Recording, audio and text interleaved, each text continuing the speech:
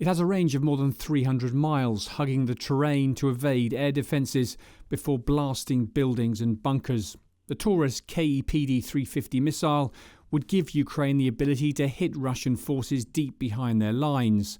So why is the German government reluctant to supply it? Chancellor Olaf Scholz says there are constitutional constraints and fears it will escalate the war.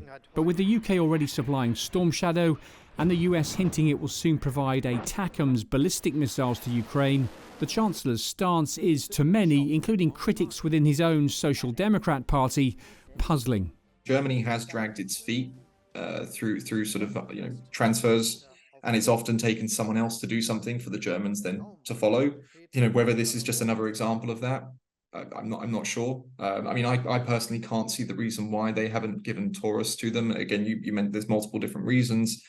It could be around serviceability. It could be that Germany's worried about its own stockpile numbers. It could be integration issues. Whether the Germans can actually give the Ukrainians a number of missiles that will make a large strategic impact is probably doubtful.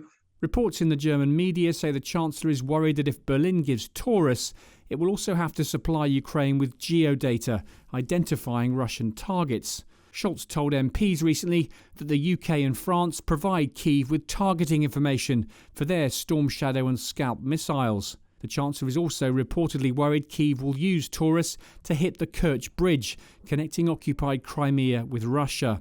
All of this, he fears, would mean Germany taking a more active part in the war.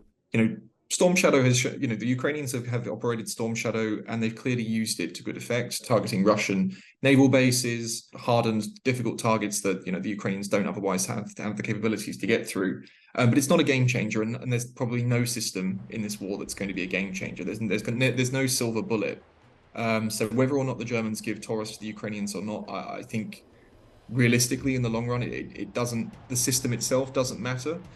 Maybe though, as a sort of thinking about it more as a precedent of what equipment we're willing to give the Ukrainians and what we're not is the way to think about it.